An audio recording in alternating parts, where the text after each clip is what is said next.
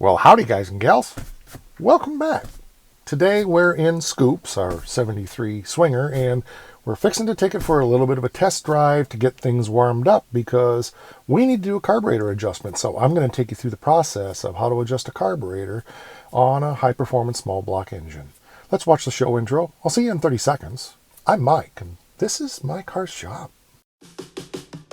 Working out of a 100-year-old refurbished barn, bringing 35 years of experience to projects considered beyond repair. Vision, creativity, and problem solving are essential tools in this place. Watch as we transform junk into polished metal miracles. This is my car's shop.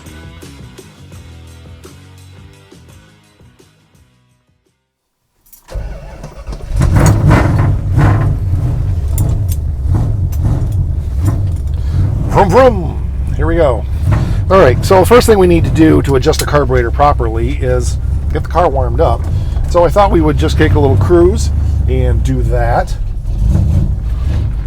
And we'll talk through a little bit of who, what, where, when, and why it comes to carburetor adjustment and what we need to be looking for. Of course, we're going to take you through that process too. But the first thing is to adjust the carburetor. Obviously, it needs to be warmed up because otherwise you're trying to, well, the air fuel ratios are just all messed up when the engine's cold and you're wasting your time.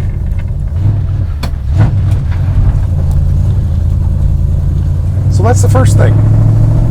When we come to stop signs, it doesn't want to idle. And even there you can see it was dying, but it's not warmed up yet. However,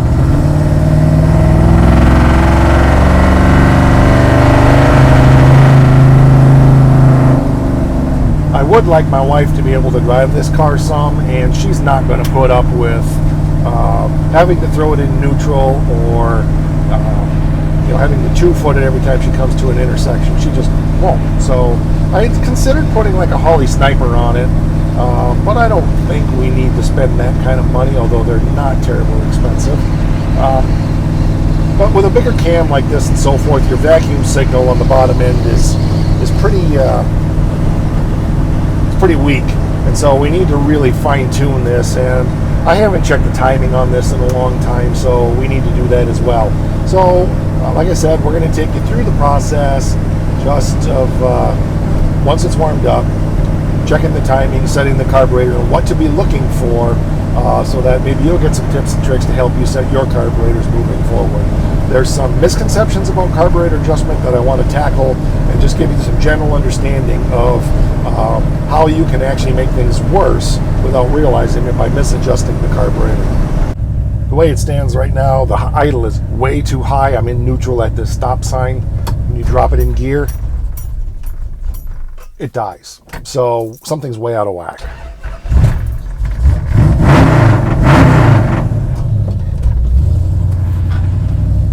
So that tells me that my idle circuit vacuum signal is way out of adjustment. I'm guessing that minimum throttle blade is probably not adjusted properly. And I'm guessing also the timing is probably whacked because I don't think I've thrown a timing light on this in a couple of years since we put the engine together. So yeah, we're hitting about 185 degrees right now, so we're close to being warmed up. We'll do a little blast right here now that we're on my drag strip. One of these days I want to get this car out and run the quarter mile app that you guys have seen me do before, and I want to do that on the 68 as well.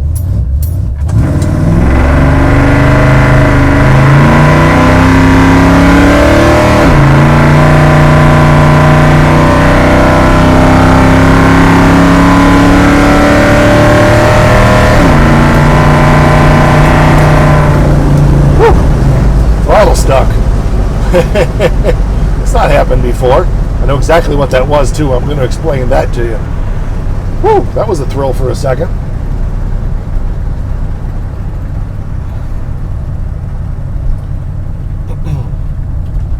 So I'll remember to go back and explain that to you. All right, let's meet back at the shop.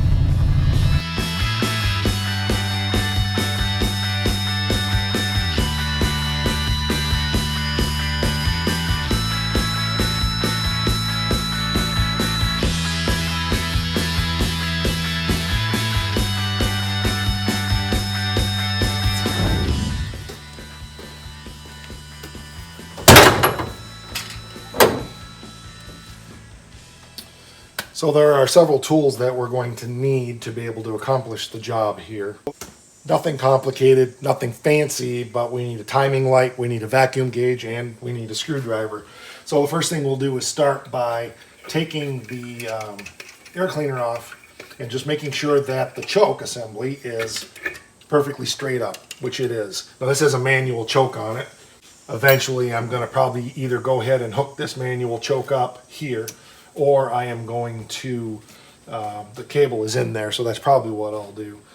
Or I'm going to just go ahead and put an electric choke on, which I'm sure I have a bunch of them around. But one thing I wanted to touch on real quick was I mentioned when I was doing that quarter-mile blast that the throttle's stuck.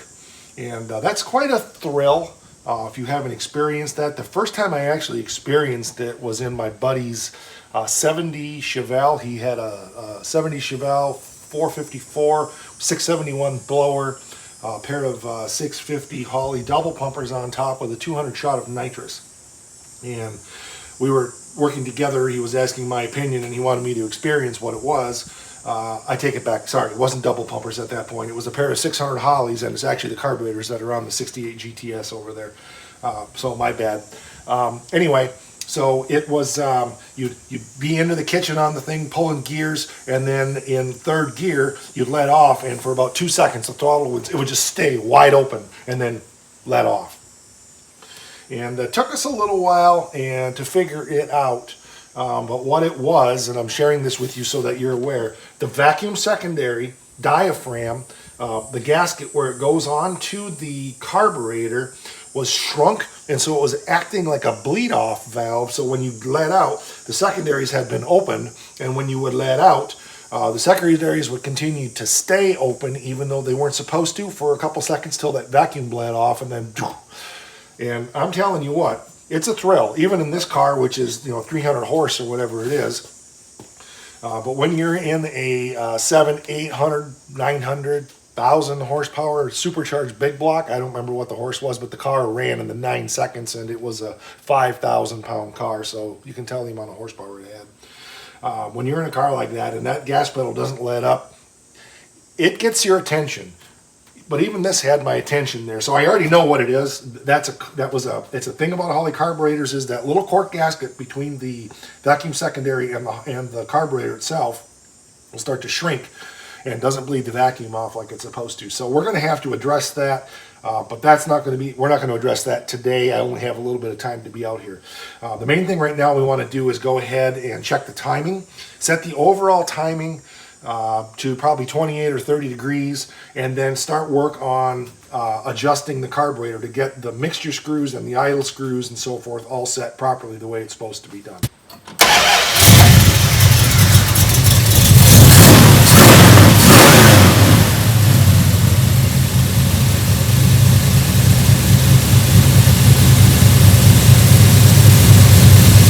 That's part of our problem. The initial timing is way too advanced.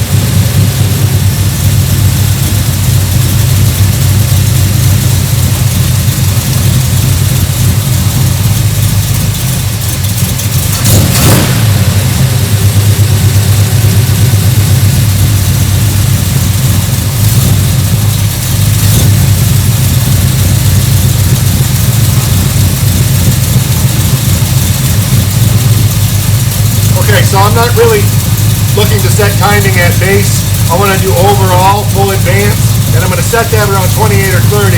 So that means you have to get the engine RPM up high enough so that, you can already tell the butterflies are open too high. But anyway, you have to get the timing of the RPM up high enough to fully advance the mechanical in the distributor. So I'm going to set my timing like to about 30 here and see where we go.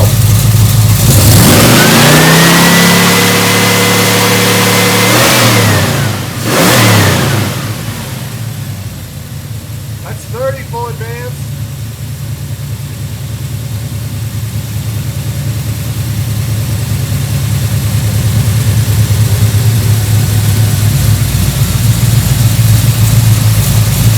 Probably about 12.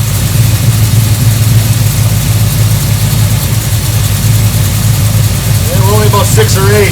at the bottom end, which isn't bad. We may bring that up a little more and bring it up to 32 at full advance.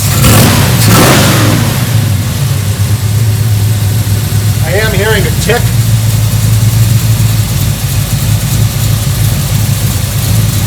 I'm assuming it's a header gasket leaking.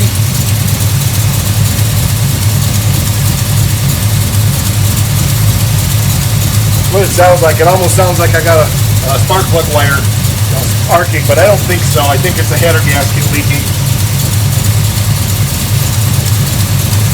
Okay, so now we need to get a vacuum gauge hooked up and check things out here. You can already tell, like I said, the ported vacuum right here is drawing, and it shouldn't be. That means the butterflies are open too high, which means the mixture is probably way out of whack. Need to rub a vacuum line here for my gauge. Use this one. I need a rubber hose and I don't have one, so I'm going to use this one. First thing I want to do is check my manifold vacuum and see where it's at, and then we're going to check ported vacuum and see where that's at. And I do believe on a Holly this should be a ported vacuum port. I need to double check that for sure. But what we need for sure is a ported vacuum for our vacuum advance. And if this is not, that could be part of our problem. This one actually down here may be ported vacuum. So we'll check that out. I don't remember, I could look it up, but it's easy enough to tell. Okay, fire it up again.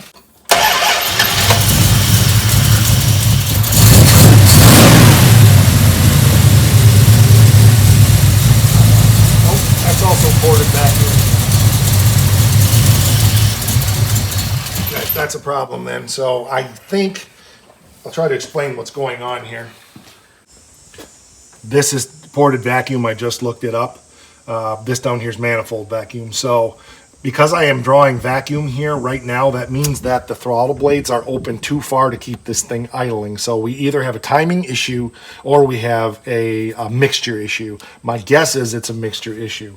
So we're going to fire it back up again, but I got to plug this up first so that we're not leaking vacuum there so that the engine will continue to run. I don't want to hook it up to the distributor because then it's going to mess things up because it's going to be starting to pull vacuum advance, and we don't want that yet. One of the common things that guys do is they just disconnect the vacuum advance and say forget it, but I don't like to do that. Vacuum advance is designed to offset the mechanical advance and work together so that you get the maximum acceleration possible. So a lot of guys disconnect it because they don't want to mess with setting it up, but if it's set up properly, it shouldn't be a problem. All right, so I robbed a vacuum cap off the 47. So I'm telling you this because I need to remember that I did that, and need to plug that one back up or we'll have a problem. Okay, now we should be able to fire it up and start looking at our vacuum gauge and see where we're at.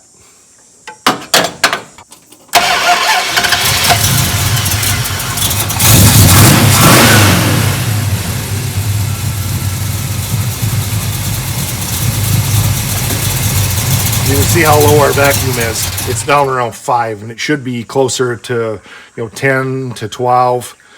Something like that. And this vacuum is going to be a bit lower because it's a high performance cam, so you can't go by what OE says where it should be way up here around 15 to 20. But by the same token, that tells me that probably our mixture is just way off.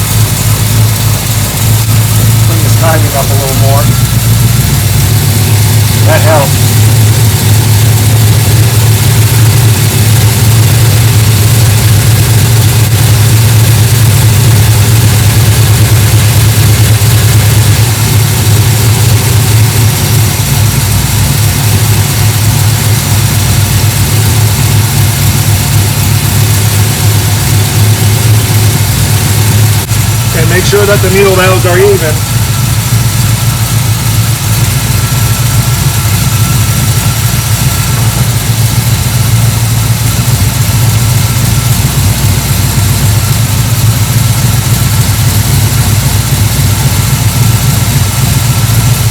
10 inches of vacuum looks like about all we're going to get. Unfortunately, we're still getting a leak on our ported vacuum port. I don't like that. If that throttle blade is adjusted properly, there should not be vacuum here. See how far down I have to bring it.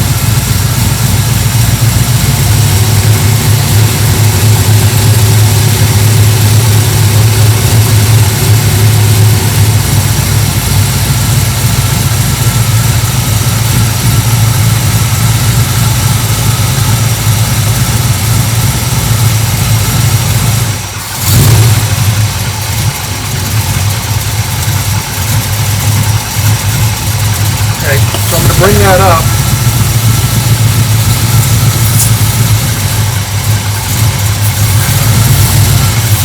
Get this capped off here. I'll show you what I'm doing. Come on, you little pot licker. Get on there. Get on there. Cap is a little small. Okay, we got it blocked off now. Now let's get our mixture set. Oh, we're way too low, almost zero vacuum. But because it was running higher,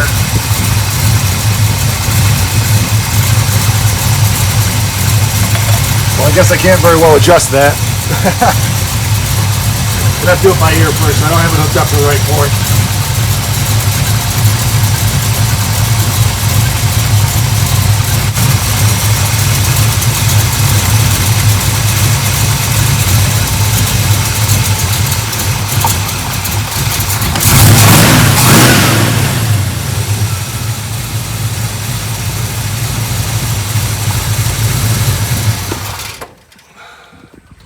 Okay, try again.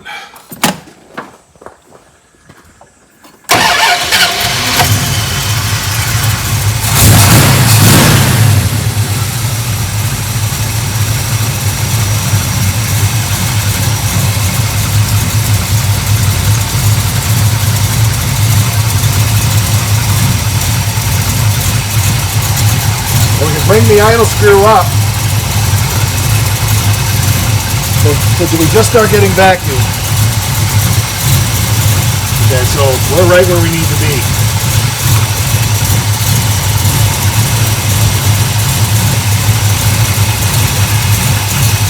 So something is not right with this thing.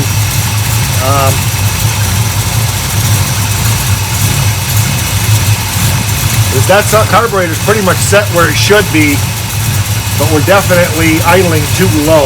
Let me check my overall timing now.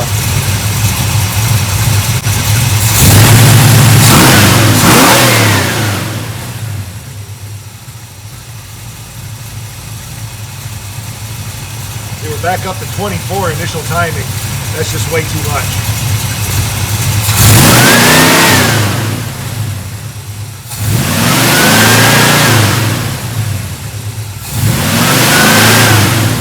Up to about 45 full advance, so that's way too much.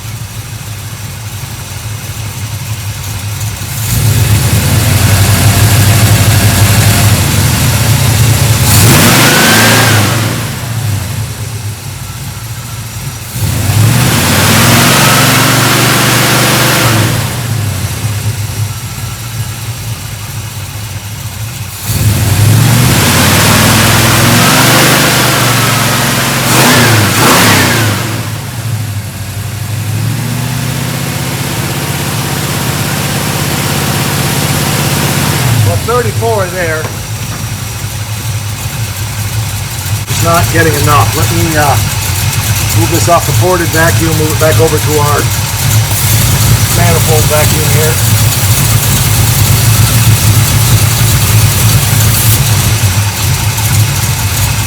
Yeah, see, we're down to like 7 inches of vacuum.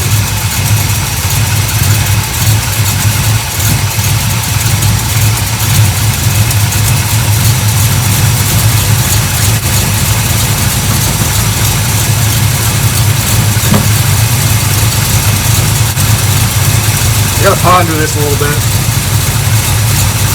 Yeah, for some reason, this does not want to idle, and I'm not sure why.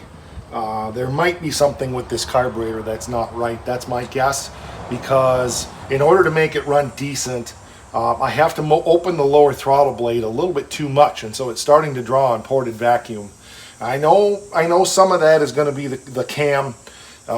In an ideal world, your idle screw, which is technically not just idle, it's actually adjusting minimum air bypass on the throttle blades. So everybody calls it an idle screw, but technically that's not really what it is. It's adjusting minimum air bypass, and then you adjust your idle speed with your mixture and your timing combination. And of course, on a high performance engine, you're also wanting to make sure that your overall timing is right.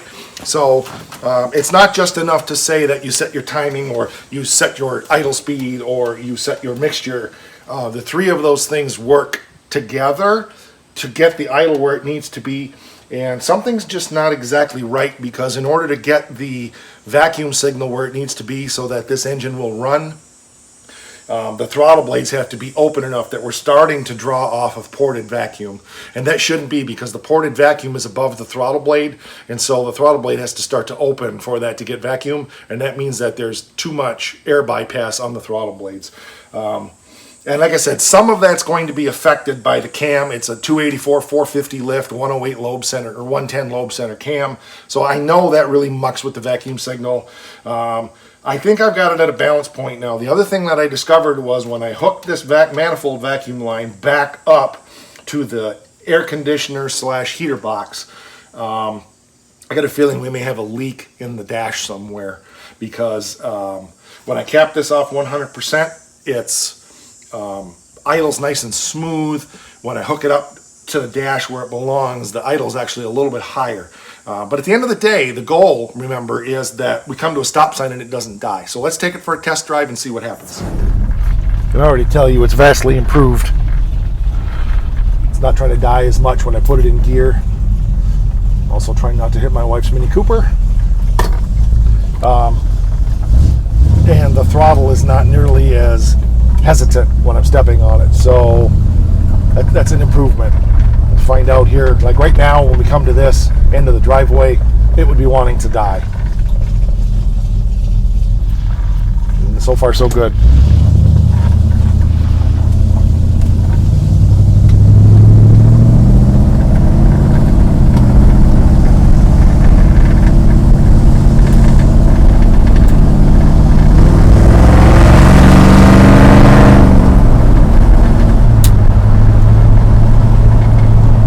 Test is going to be when I have her drive it and see how it goes. Temperature wise, we're at about 200. It's probably got a 195 thermostat in it, so someday I'll switch that and put a 160 or 165 in it. I prefer to run them cooler than this. That's just a personal preference. If it's not fuel injected, it doesn't need to be at 192 or higher. So close the window here. Again, we didn't try to die at that intersection, so that's progress. It's running down the road good. Yeah, very good.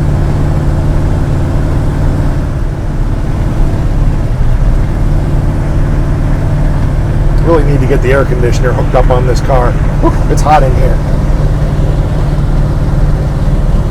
Oh, my door isn't shut. That doesn't help anyway. There we go. I wonder why I had so much wind noise. Alright, there we go. It's running good. So, yeah, we had definitely multiple issues going on here. We may be okay. I know that we've got carburation issues. There's something in this carburetor that's not right.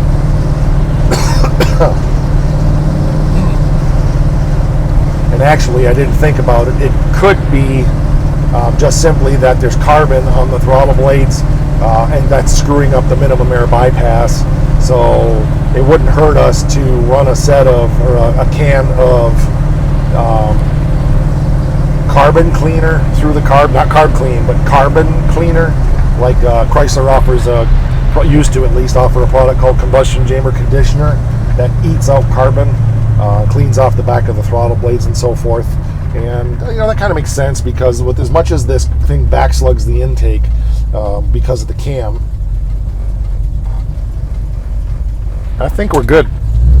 I wish we could have that minimum air bypass set better, but like I said, some of that's probably the cam.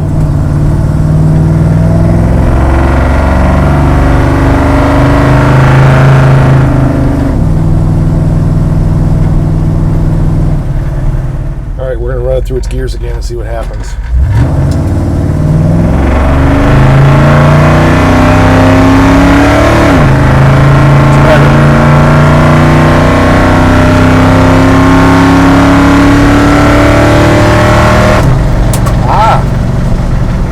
Secondaries didn't stick that time. We definitely had some screwed up vacuum going on. And that's the other thing I have not done on this car. I have not set the secondary, the springs. Woo, got a brake drum out around or something. That thing's pounding like crazy.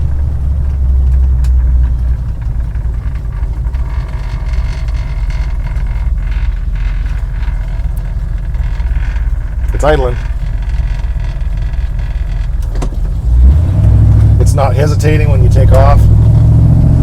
It's big progress. All right, let's go back to the shop and I'll give you a recap.